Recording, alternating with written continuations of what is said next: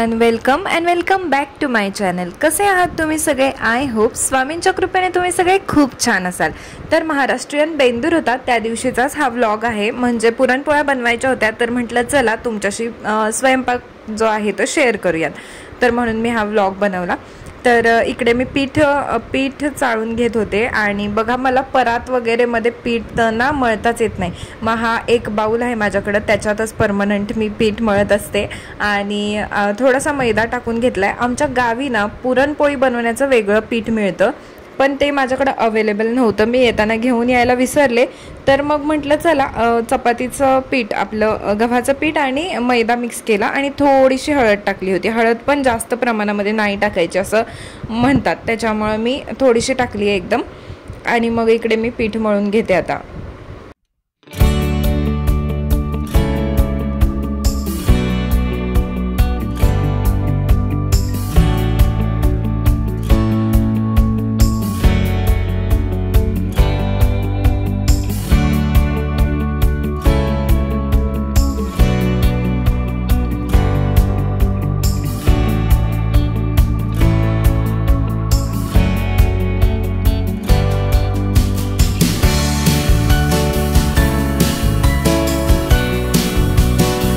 तर काही दिवसापासून मी जेव्हा पण पुरणपोळी बनवते ना तर ते बटाट्याच्या काचऱ्याच बनवते। मी उकडून बटाट्याची भाजी बनवलेलीच नाही आहे किती दिवस, कारण की मला ना अशी आता आवडायला लागली आहे आणि म्हणजे सोपी पण पडते आपल्याला, टेस्टी तर लागतेच। म्हणजे माझी तर ऑल टाईम फेवरेट आहे बटाट्याच्या काचऱ्यांची भाजी।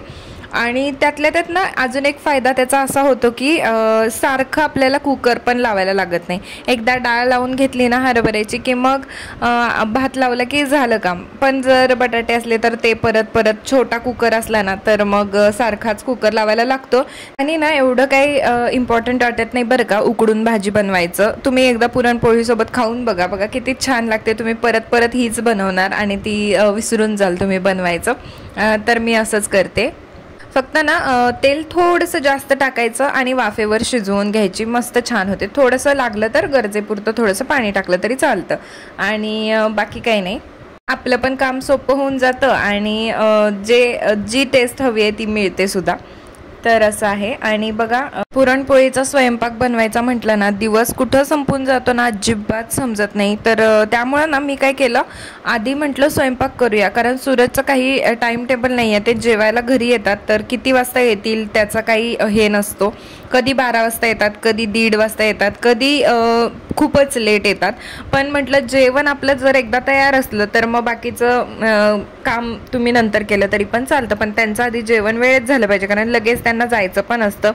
तर मग मी काय केलं, देवपूजा बाकी ठेवली होती, नंतर करूया म्हटलं, स्वयंपाक आधी करून घेतला। नाहीतर मग होतं काय, आपण बाकीच्या गोष्टी जिथल्या तिथं सगळं करण्याचा प्रयत्न करतो, जेवण मागं ठेवतो आणि मग ते येतात ना तर त्यांना खूप गडबड असते। ते शूज सुद्धा पायातनं काढत नाहीत, शूज घालून जेवायचं नाही वगैरे माहिती आहे, पण ते इकडे लागू होत नाही त्यांना, डिफेन्समध्ये असले तर। त्यामुळे ना त्यांच्या टायमिंगनुसार आपल्याला ॲडजस्ट करावं लागतं। तर बघा इकडे मी कांदे उभे कापून घेतलेत, मधून एकदा चिरले फक्त, आणि छान लागतं असं। म्हणजे किती इझी आहे बघा, ते बारीक कांदा चिरायचा पण नाही, टेन्शनच नाही, कारण की ऑलरेडी काचऱ्या असल्यामुळे ना उभा कांदा सुद्धा चिरून तुम्ही टाकला ना तरी पण चालतो। तर असं आहे। आणि ना काय टाकलं मी, कढीपत्ता, मिरची, हिंग, हळद, बस एवढंच। आणि बाकी त्यात काय तुमची इच्छा असली तर तुम्ही टाकू शकता अद्रक लसूणची पेस्ट वगैरे, पण मी नाही टाकलं, मला सिंपल आवडते त्यामुळं।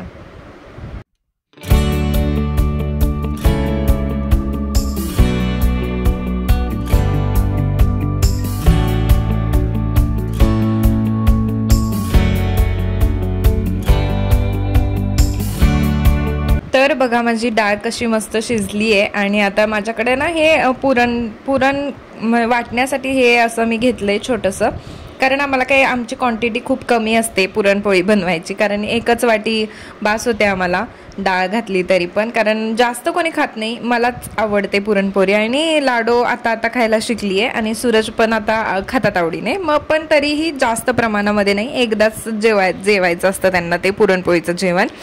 तर त्यामुळे ना मी थोडीशीच घातली. त्यानंतर कटाचं पाणी असतं ना तळवणी ते बाजूला काढून घेतलं. त्यानंतर मी हा गूळ जो आहे तो चिरून घेते. इकडं बॅक साईडला म्हणजे चॉपरच्या बॅक साईडला ना कांदे वगैरे चिरलेलं होतं, तर ते साईड चेंज केली आणि मी दुसऱ्या बाजूने हे करून घेते, कारण वास लागू शकतो त्याला कांद्याचा म्हणून गुळाला. तर त्यामुळं आणि हा गूळ थोडासा चिकट झाला आहे, बऱ्याच दिवसांचा आहे तो, पण हा चॉकलेटीवाला चांगला असतो असं म्हणतात, त्यामुळे मी तो नाही घेत. त्याच्यामध्ये साखरेचं प्रमाण जास्त असतं येल्लोवाल्यामध्ये. ह्याच्याने काय होतं, पुरणाचा कलर थोडासा डार्क होतो, पण काय हरकत नाही आहे, हेल्दी खायचं आहे तर तेवढा कलर वगैरे एवढं काय बघायची गरज नाही आहे. त्यामुळं मी तो डार्कवालाच गूळ आणते. आणि इकडे बघा मी पुरण आता आधी शिजवून घेते आणि त्यानंतर पुरण वाटून पण घेते. आणि पुरण शिजवताना वगैरे त्याच्यामध्ये मी वेलची पावडर टाकत नाही. ज्यावेळेला पुरण वाटायचं असतं ना त्यावेळेस टाकायचं त्याच्यामध्ये वेलची पावडर, म्हणजे त्याचा वास ताजा ताजा ना छान लागतो. नंतर इथे 1 चमचा मी तूप पण टाकले, म्हणजे असं मऊ छान पुरण होतं. तर आता चला आपण वाटून घेऊयात.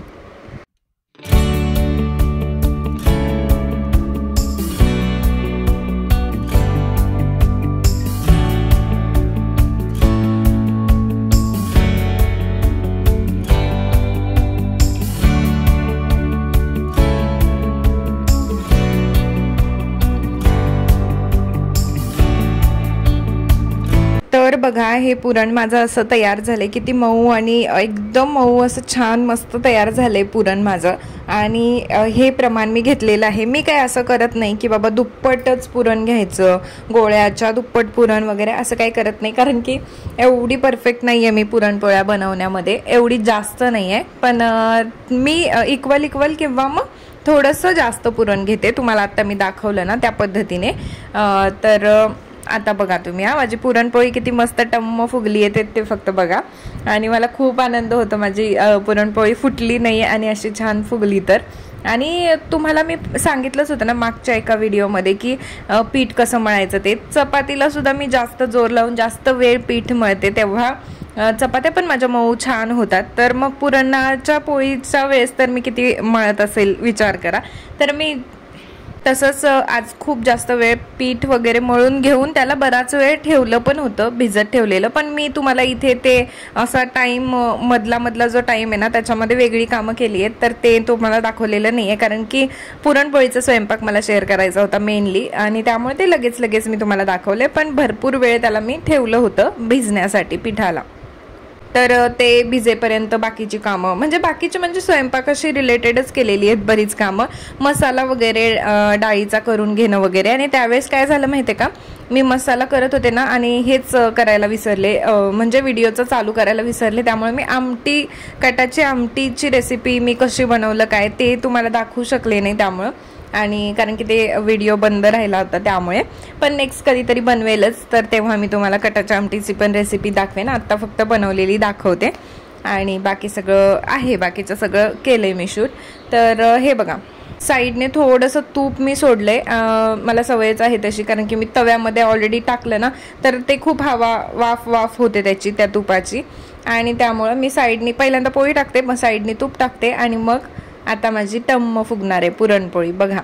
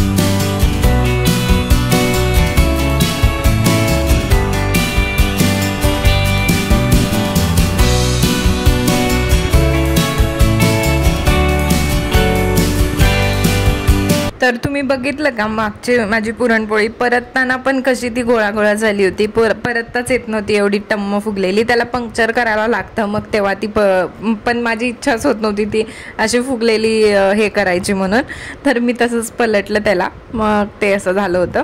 आणि बघा ना, चपात्या पण माझ्याकडून मोठ्याच आणि पुरणपोळ्या पण मोठ्याच होतात. किती पण ट्राय करा, कितीही ट्राय जरी केलं छोट्या छोट्या मस्त पुरणपोळ्या बनवायच्या, तरी काय माहिती ते पूर्ण माझं ते जे हे आहे ना पोळपट ते भरून जातं आणि तवा पण भरून जातो. तर तुम्ही बघा किती मोठी पोळी झाली आहे ती. आणि असंच होतं, भाकरी सुद्धा मी अशीच बनवते मोठीच्या मोठी, आणि एकच खाल्ली पाहिजे म्हणजे दुसरी घ्यायचीच नको, असं असतं माझं. तर काही नाही, छान झाली होती, टेस्टी झाली होती. पुरणावरती सगळे ॲक्च्युली पुरणाची टेस्ट जशी होते ना त्याच्यावरती बाकी पुरणपोळीची टेस्ट डिपेंड असते, बाकी एवढं काही नाही. आणि एवढं मला असं एकदम परफेक्टली नाही जमत, पण छान जमतं जेवढं जमतं तेवढं. आणि त्यानंतर मग स्वयंपाक वगैरे झाला. म्हटलं हे काही बरोबर नाही आहे, आधी आपण देवपूजा करून घेऊ. सूरज अजून आलेले नव्हते जेवायला, तर म्हणजे नैवेद्य पण दाखवता येईल, पूजा पण होऊन जाईल, असं सगळं माझं व्यवस्थित टाइम टेबल झालं होतं त्या दिवशी. आणि आता भांडी वगैरे खूप भरपूर पडली होती, पण ती मी तशीच ठेवली आहेत बेसिनमध्ये, कारण म्हटलं नाही, आधी देवपूजा करायची, नैवेद्य दाखवायचा आणि मग आपण हे करूया. आता इथे ना मला बैल नाही मिळाले. आपल्या गावी कसं असतं, मातीचे बैल वगैरे मिळतात आणि त्याने खूप छान मागच्या वर्षीचं जी बैलपोळ्याची पूजा केली होती ना मी देव्हाऱ्यामध्ये, तर त्याचा शॉर्ट मी टाकलाय बघा, तुम्ही पाहिला नसेल तर बघा. मागच्या वर्षी मी तिकडेच होते ना, तर तेव्हा मी केली होती पूजा आणि भरपूर फुलं असायची गावी, खूपच जास्त. तुम्ही शॉर्ट्स पाहिला नसेल तर नक्की बघा, त्याच्यामध्ये फुलं दिसतील तुम्हाला की किती फुलं अवेलेबल होती मागच्या वर्षी. आणि यावेळेस मग मातीची बैल वगैरे काही नव्हतं, पण मी नॉर्मली पूजा केली. आणि ते काय शेवटी आपला भाव जो असतो तो महत्त्वाचा असतो, आणि गावी अशी मजा असते, मातीची बैल वगैरे आणा, त्याची पूजा करा, असं सगळं असतं. तर मग बघा इकडे ते पूजा वगैरे करून झालं आणि म्हटलं आपण आता पहिल्यांदा भांडी धुवून घेऊया, कारण की पुरणपोळीचं जेवण केलं ना तर ते जेवणाचं एवढं टेन्शन नाही, जेवण होऊन जातं, पण भांडी जी पडतात त्याला काही प्रमाण नसतं. आणि तरी पण मी जास्त भांडी पडून दिली नव्हती, जसं जसं वेळ मिळेल तसं तसं थोडी थोडी भांडी मी धुवून घेतच होते. आणि असं असतं, आपण जेवण ज्या वेळेस ना व्यवस्थित बनवून ठेवतो, बाबा गरम गरम आले की लगेच जेवायला वाढूया, आणि असं त्यावेळेसच मुद्दाम सूरज लेट येतात की काय माहिती, पण त्यांना आज लेट झाला. आणि माझं जेवण बनवून पूजा करून भांडी धुवून झालं, त्यानंतर सूरज जेवायला आले होते. आणि मग ते आल्यानंतर त्यांना मी हे केलं होतं, काय पापड तळून दिले.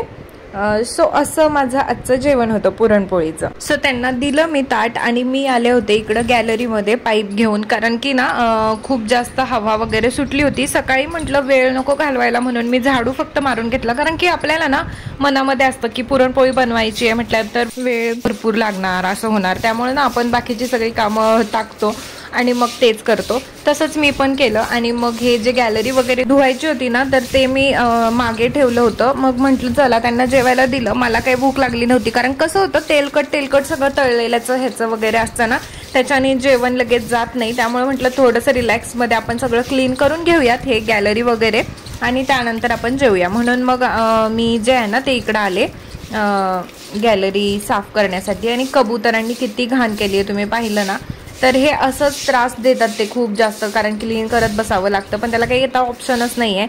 आता तिथेच राहतोय म्हटल्यानंतर तिथे आहेतच तेवढे कबूतर, तर ते करावंच लागतं. सो आता सगळं मी हे गॅलरी वगैरे क्लीन करणार, मस्त हातपाय स्वच्छ धुणार आणि मग मी मस्त निवांत बसून जेवणार, कारण सूरजला लगेच जायचं असतं. ते जेवण करून त्यांच्यासोबत जेवायला बसायचं म्हणजे पॉसिबल होत नाही, कारण त्यांना गडबड असते. सो त्यांना हातात सगळं पुरवायला लागतं त्यामुळे. आणि एरवी मग घरी असले ना की मग मात्र आम्ही एकत्रच जेवतो. तर आता हा व्लॉग मी इथेच संपवते. तुम्हाला माझा आजचा व्लॉग कसा वाटला मला नक्की सांगा कमेंट करून. आवडला असेल तर व्हिडिओला लाईक करा, चॅनलला सबस्क्राईब केलं नसेल तर प्लीज सबस्क्राईब करा. आणि भेटूया आपण आता अशाच एका इंटरेस्टिंग व्लॉगमध्ये. व्हिडिओ शेवटपर्यंत पाहण्यासाठी खूप खूप थँक्यू.